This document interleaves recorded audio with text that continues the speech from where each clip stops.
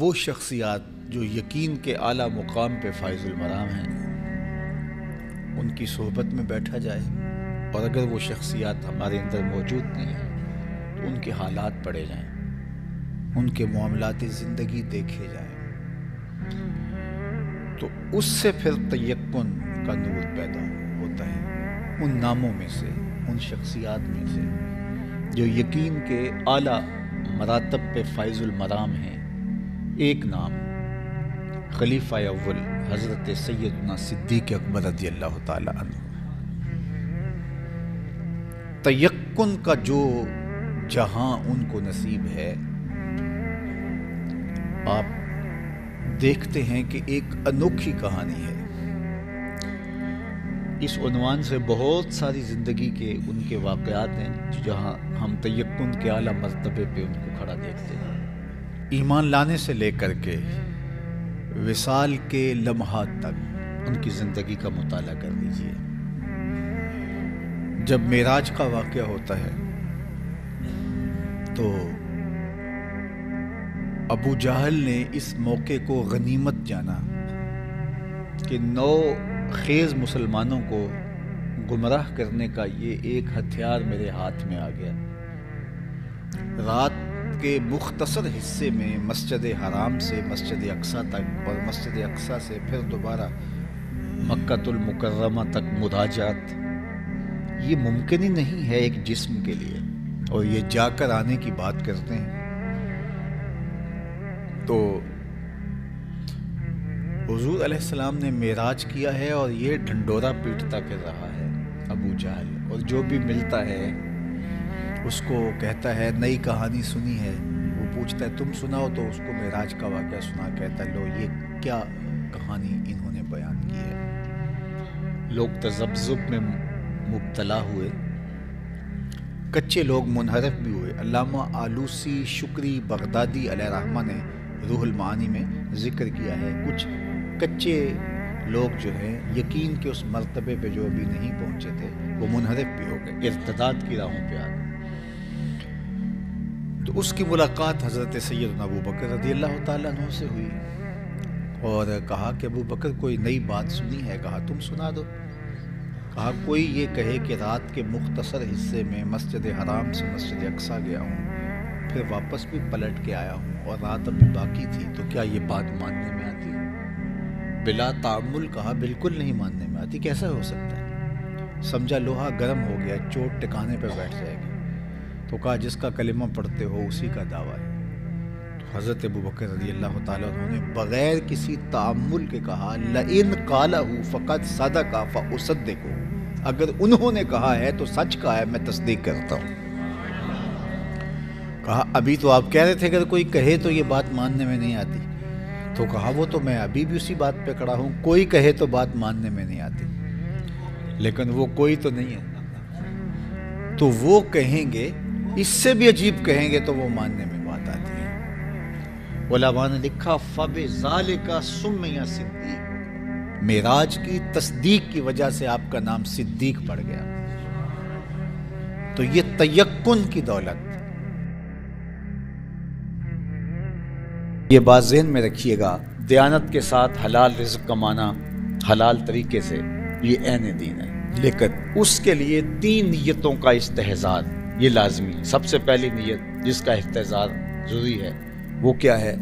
اپنے آپ کو سوال کی ذلت سے بچانے کے لیے کاروبار کیا جاتا ہے، رزق کمایا جاتا ہے کہ میں ضرورتیں رکھتا ہوں، مجھے 3 وقت کا کھانا بھی چاہیے، مجھے لباس بھی چاہیے، سر چھپانے کے لیے گھر بھی چاہیے، میری ضروریات ہیں۔ تو ظاہر ہے کہ اگر میں خود نہیں کماؤں گا تو یہ ضروریات پوری تو بہرحال ہونی ہے، تو یہ کسی اور سے مجھے کرنی پڑیں گی، تو مجھے اس کے سامنے ہاتھ پھیلانا پڑے گا۔ تو اپنے آپ کو سوال کی ذلت سے بچانے کے لیے انسان کاروبار کرتا ہے، مزدوری کرتا ہے، ملازمت کرتا ہے۔ دوسری نیت، اپنے زیر کفالت لوگوں کی ضروریات کی تکمیل، بچے ہیں، بیوی ہے، اگر بہن بھائی ان کا کفیل ہے، بوڑھے ماں باپ ہیں ان کا کفیل ہے، تو ان کی کفالت چونکہ اس کے ذمہ ہے، وہ بچے ابھی پڑھ رہے ہیں، ابھی بالغ نہیں ہوئے، ابھی بڑے نہیں ہوئے، تو ان کی ضروریات کو پورا کرنے کے لیے، تاکہ ان کو اچھے طریقے سے میں آسودہ زندگی کے ماحول فراہم کر سکوں۔ اور یہ جس قدر زیادہ اس کے پاس اللہ نے دولت دی ہے اس حساب سے اپنی اولاد کو آسودہ رکھے۔ یجب علی صاحب المال ان یوسع علی عیالہ، صاحب مال پر لازم اور واجب ہے کہ وہ اپنی اولاد پر وسعت کرے۔ ایسا نہیں ہے کہ اس کی اولاد بیچاری زندگی کی سہولیات کے لیے ترس رہی ہو اور اس کے پاس پیسے کے انبار لگے۔ تو یہ دوسرا مقصد ہے کہ زیر کفالت لوگوں کی، وہ بیوی ہے، بچے ہیں، بوڑھے ماں باپ ہیں یا بہن بھائی ہیں، تو ان کی کفالت اس کے ذمہ ہے، تو اس لیے کمایا جاتا ہے کہ ان کی ہر طرح کی ضروریات کو جو جائز ہیں میں ان کو پورا کروں۔ یہ دو نیتیں ہو گئی۔ تیسری نیت، اللہ مجھے میری ضرورت سے زیادہ، میرے بچوں کی ضرورت سے زیادہ اگر عطا فرمائے تو میں معاشرے کے ان لوگوں کی مدد کروں گا جو کسی وجہ سے کمانے کی اہلیت نہیں رکھتے، اپاہج ہیں، کمزور ہیں، کثیر العیال ہیں، بیمار ہیں، بے وگان ہیں، تو ان کے لیے میں کما رہا ہوں، ورنہ میری ضرورت تو اتنے سے پوری ہو جاتی ہے۔ تو یہ کاروبار کو بڑھا کیوں رہا ہوں؟ اس لیے ایک تو کاروبار کو بڑھا رہا ہوں کہ بہت سارے لوگوں کو روزگار ملے گا، ان کے گھر کا چولہا جلے گا، اور ایک جو اس سے مجھے حاصل ہوگا اس سے میں معاشرے کے ان لوگوں کی مدد کروں گا جو کسی وجہ سے کمزور ہیں اور وہ اپنے اخراجات کو پورا نہیں کر پا رہے۔ تو اس میں سب سے پہلے اس کے اپنے بہن بھائی آئیں گے، رشتہ دار آئیں گے، ان میں سے اگر کوئی کمزور ہے تو اس کو کھڑا کیا جائے۔ اسی طرح پھر اس کے بعد اس کے ہمسائے آتے ہیں، پھر اس کے ملنے والے آتے ہیں، معاشرے کے دوسرے لوگ آتے ہیں۔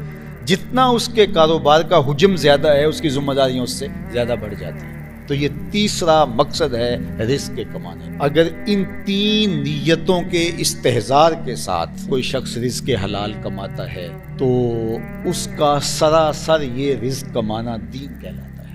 اور اگر نیت چوتھی شامل ہو گئی کہ میں معاشرے میں نمایاں ہو جاؤں گا اور اپنے رشتہ داروں میں تفاخر کر سکوں گا کہ دیکھو میرا گھر تمہارے گھر سے بڑا ہے، میری گاڑی تم سے زیادہ مہنگی ہے، تو پھر یہ چیز وبال بننا شروع ہو جاتی ہے، اگرچہ رزق حلال ہی کیوں نہ ہو۔ تو صرف تین نیتیں جن کا استحضار، میں سوال سے بچوں، زیر کفالت لوگوں کی ضرورت کو پورا کروں، اور اگر ان دو سے زیادہ میرے پاس ہو تو معاشرے کے کچھ لوگوں کی جتنی مجھ سے ہو سکے میں مدد کروں۔ یہ ہمارا دین ہمیں سکھاتا ہے۔ پھر جب وہ کاروبار کر رہا ہوتا ہے، اپنے آپ کو کھپا رہا ہوتا ہے، وہ دفتر میں بیٹھ کے اپنے آپ کو کھپا رہا ہے یا وہ پردیس کاٹ کے اپنے آپ کو کھپا رہا ہے، یا جس طرح بھی مشقت میں ہے، اس کی مشقت اور اس کے ٹپکتے ہوئے ایک ایک پسینے کے قطرے پر میرا اللہ اس کو اجر دے گا۔ یہ انسانیت کے لیے، اپنے خاندان کے لیے اتنا کچھ کر رہا ہے تو اس کا اجر رکھا گیا ہے۔ اگر وہ مزدوری کر رہا ہے، القاسب حبیب اللہ، تو وہ اللہ کا محبوب ہے۔ اور اگر وہ تاجر ہے اور وہ وہاں بیٹھا ہوا ہے، بظاہر آسودہ ماحول میں دفتر میں بیٹھا ہے، لیکن دیانت کے ساتھ کر رہا ہے، التاجر الصدوق مال انبیاء یوم القیامہ، سچا تاجر قیامت کے دن پیغمبروں کے ساتھ اٹھایا جائے۔ اور اگر ہم خود غرض ہو جائیں اور ہمارا مقصد جو ہے وہ پیسہ جمع کر لینا ہے اور امیر سے امیر بننا ہے، تو اس کی تو کوئی حد ہی نہیں ہے، کہیں بھی کوئی انتہا نہیں آتی کہ چلو اتنے پیسے جمع کر لیں گے تو اب سکون آ جائیں گے۔ سکون ایسے آتا ہی نہیں ہے۔ سکون ایسے آتا ہے جب آپ نے رشتہ داروں کو، عزیزوں کو، اچھا ان میں ایسے بھی ہیں جو الٹا آپ کو لگتا ہے کہ یہ ہے بھی میرے ساری زندگی مخالفت کرتے ہیں، تو میں نے ان کو نواز دیا، یہ میرے برابر آگے، یہ پھر بھی مخالفت کریں گے، کرتے رہے۔ تمہیں حکم ہے سل من قطع کا وات من حرم کا،